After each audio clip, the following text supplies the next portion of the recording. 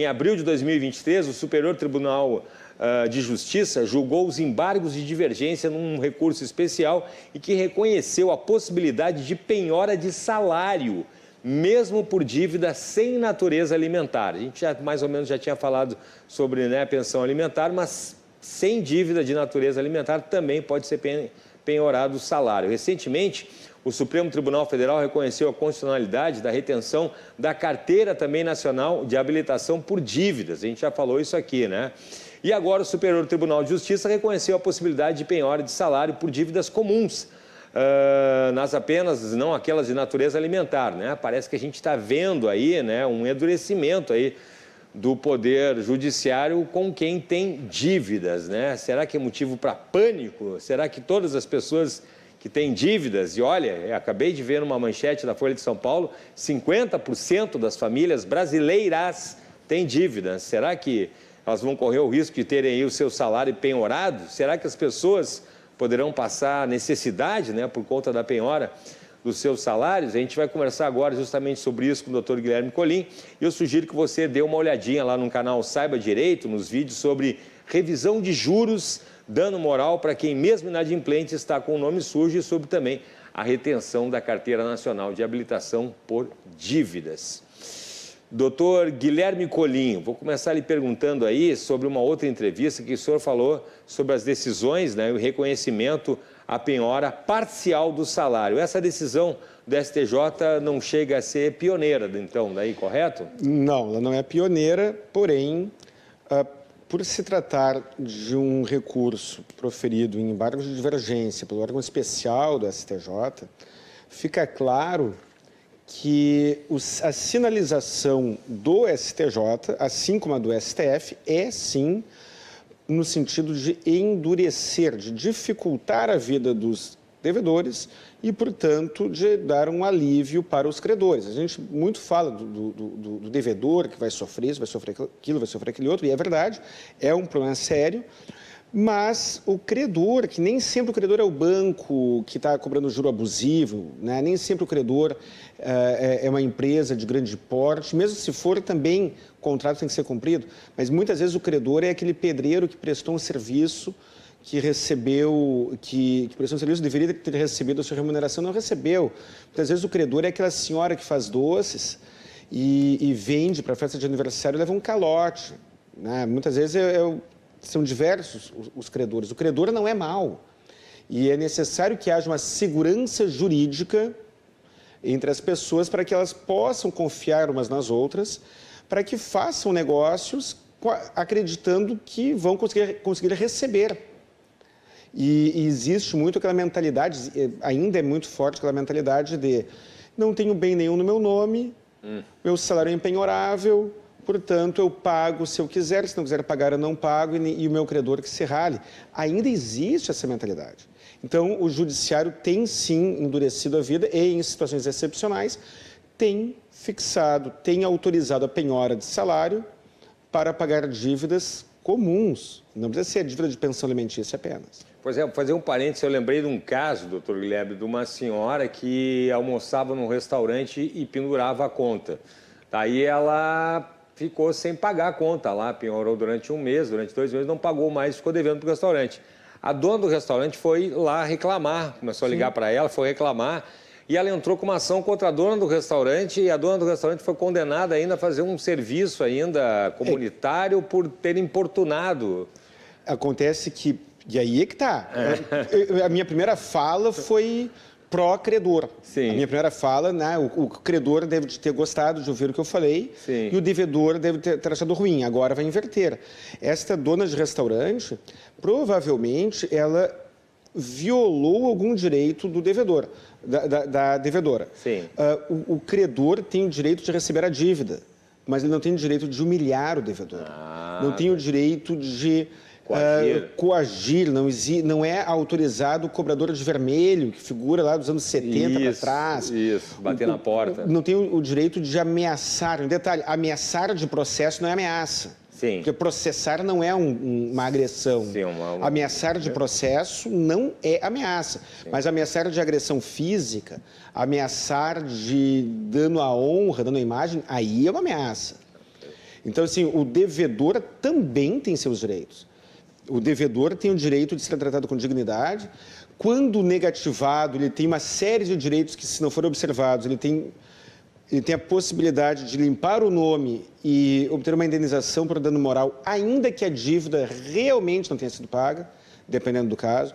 Ele tem o direito de discutir a dívida em juízo, dependendo do caso concreto. Tem uma série de direitos. O problema é a postura que ela... devo, não nego, pago quando puder. Isso é algo que o judiciário tem tolerado muito pouco. Mas a conduta dessa dona de restaurante também tem sido. Não pode ser assim, tá? Só para esclarecer. Pegando esse gancho, então, do devo, né, não nego, pago quando puder, a gente sempre ouviu falar justamente que o salário é impenhorável, né? Assim como a casa em que o devedor mora, né? A gente sempre diz, não, eu moro com a família ali e tal. Não, minha casa é impenhorável, meu salário é impenhorável, entre outras coisas, né?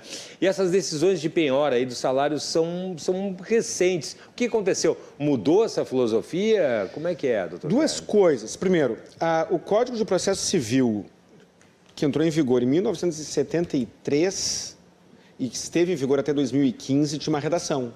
O Código de Processo Civil anterior, ele elencava uma série de bens e direitos que eram absolutamente impenhoráveis. O legislador disse, são absolutamente impenhoráveis, aí disse, a casa, o salário, o anel de casamento, e assim vai. Tinha vários itens. Em 2015, o Código de Processo Civil anterior foi revogado e entrou um novo. O novo Código de Processo Civil, que já tem 8 anos, fará 8 anos agora, este Código de Processo Civil, ele elenca os bens e direitos impenhoráveis e retirou a palavra absolutamente. E isso foi interpretado por parte do judiciário como, se era absolutamente impenhorável e agora não tem mais a palavra absolutamente, quer dizer que a vontade do legislador não foi a de blindar, né, de tal maneira, o legislador reduziu a blindagem dos bens que ele pretendia tornar impenhoráveis. E existe um princípio constitucional, que esse já é desde 88, que é o princípio do não enriquecimento sem causa. Então, se por um lado existem normas que protegem os bens impenhoráveis, e existiam antes e continuam existindo, também existem normas e princípios de direito que protegem a segurança jurídica nas relações e que dizem que o credor tem que receber. E aí, como é que se faz diante de duas normas, dois interesses, dois direitos em conflito? O devedor não pode cair na miséria, porque não adianta nada. O devedor tira tudo que o devedor tem, aí o credor recebe, mas o devedor vira mendigo. Isso é ruim para a sociedade. Por outro lado, o credor, ao não receber, ele, credor, tem aquele prejuízo, mas a sociedade tem o prejuízo em função da insegurança nas relações. Então, muitas vezes alguém está disposto a pagar, tem condições de pagar, mas não consegue fazer algum negócio a crédito, porque a outra parte não tem como saber se aquela dívida será paga ou não. Olha a dificuldade que é, Cláudio, para alugar um imóvel. Fiador assim tem que ser assado, tem uma série de requisitos. Por quê? Porque a lei protege, a lei protege o inquilino e dificulta a vida do proprietário quando das ações de cobrança e despejo. Nos Estados Unidos, não pagou o aluguel, o cara chama a polícia, não precisa entrar em juízo e arranca o inquilino de dentro. E o que acontece com isso? É mais fácil para o inquilino alugar um imóvel num país em que o credor tenha mais segurança.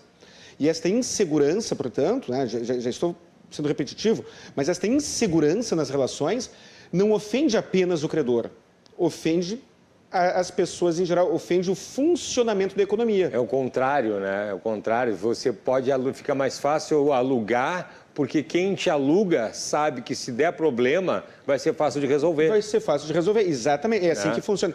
A lei de locações, o assunto não é esse, mas só comentando, sim, a lei de locações até 91, ela era muito mais protetiva. Sim. E como a lei de locações de 91 para trás, ela era mais protetiva ao inquilino, o valor do aluguel era mais alto.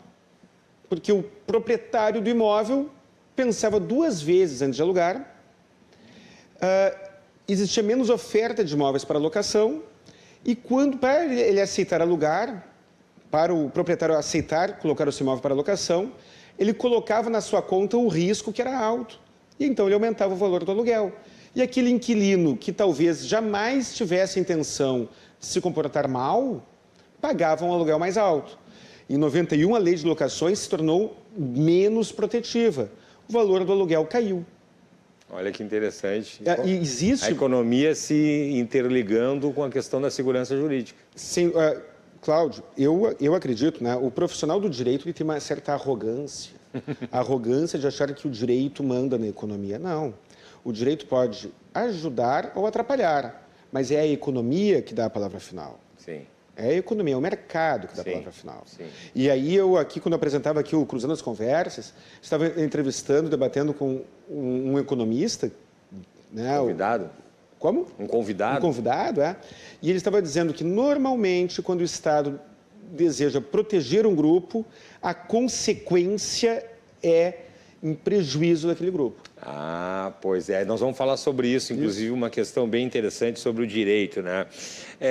Diz a situação da penhora do salário, doutor Guilherme, que é somente em situações excepcionais. Aí, justamente, o que seria daí uma situação excepcional? O que é situação excepcional para fins de penhora de salário? Primeiro, a penhora de salário não é a primeira opção, ela é a última opção. Primeira coisa, então, primeiro vamos ver se aquele cara tem bens, se o devedor tem bens. Ah, mas ele tem um terreno que fica mal localizado, ele tem um imóvel ruim, com pouca liquidez. Bom, então ele tem alguma coisa. A penhora do salário se utiliza quando frustradas as outras formas de penhora, de satisfação do crédito. Quando que, outro requisito, a penhora do salário, ela não pode reduzir o devedor ao estado de miséria. Então, ela raramente acontece de maneira integral. Até pode acontecer, vamos imaginar, a pessoa tem um emprego e tem outras rendas ou tem uma situação tal que fica comprovado que se penhorar todo o salário dela, ela continuará mantendo uma vida digna. Bom, aí talvez, mas via de regra, a penhora do salário é parcial. Terceira situação. E aí uma dica que eu dou para os devedores. Quando o devedor não demonstra nenhuma boa vontade em pagar.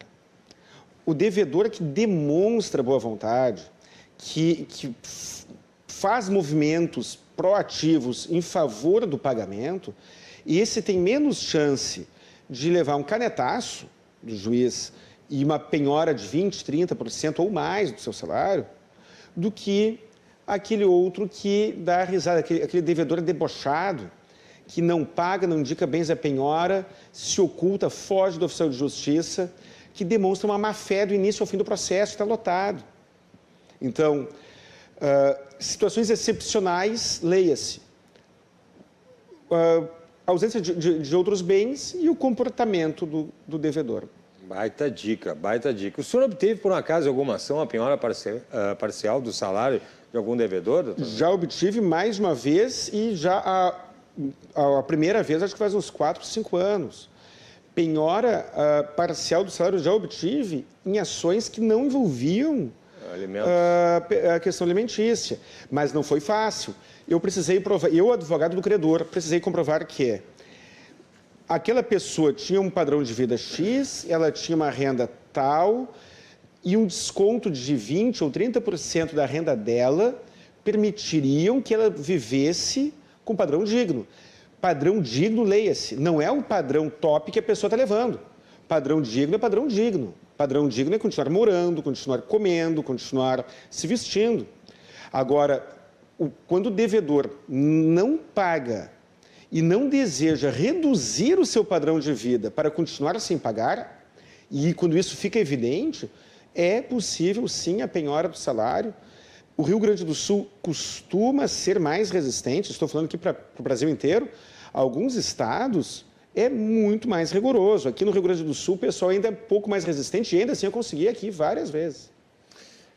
E a gente estava falando sobre a questão justamente da pessoa o devedor ter o seu salário, né, penhorado e ficar desamparado, né?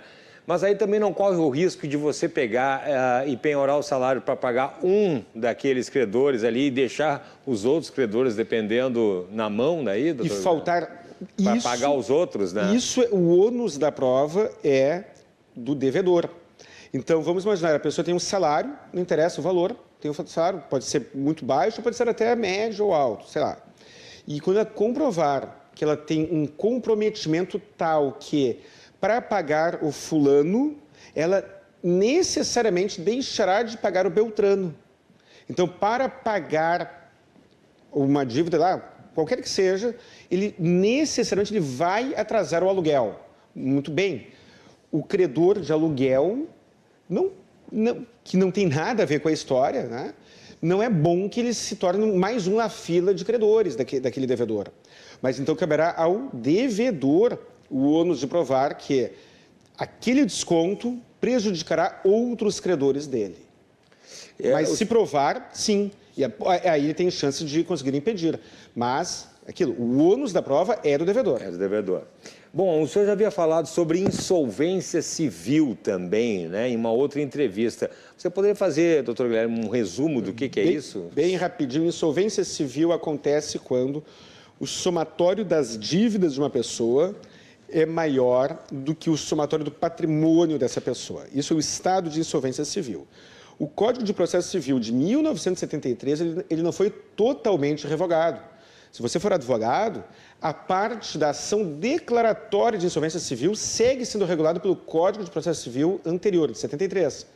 E ali ele prevê a figura do concurso de credores. E aí eu tenho um vídeo no canal Saiba Direito que fala melhor sobre isso também, convido que assista. E qual é o outro que tu queria que eu falasse? Não, justamente sobre deixar a pessoa numa situação, né? Sim, não, então é isso aí. Que a gente falou ali, né? Deixar numa situação complicada daí, sem dinheiro, né? Antes de concluir, doutor Guilherme, o senhor sempre fala sobre as ações de revisão de juros também, importante, né? Dano moral também para quem, mesmo inadimplente, estiver com o nome sujo. Isso não é uma contradição daí, né? A gente... É o que eu falei no início da nossa conversa aqui. Ação de dano moral para quem está com o nome sujo. Dano moral para quem está com o nome sujo e está inadimplente. Eu ganhei centenas, eu e vários advogados ganhamos centenas de ações contra órgãos de proteção ao crédito em favor de devedores que estavam com o nome sujo. Mas por quê? Não é porque eles estavam devendo, é porque houve uma afronta a algum direito deles. Qual o direito que estou falando? O direito previsto no artigo 43, parágrafo 2º do Código de Defesa do Consumidor, que é o direito à comunicação por escrito, que tem algumas formalidades legais que muitas vezes não são observadas. Então, com isso é possível limpar o nome e obter uma indenização por dano moral, mas isso não retira a dívida. Você está devendo dinheiro para a loja tal ou para a pessoa tal. Está com o nome no SPC. O SPC não cumpriu as formalidades legais e muitas vezes não cumpre. Você procura um advogado, entra com uma ação judicial e ganha ação contra o SPC, mas o credor segue lá.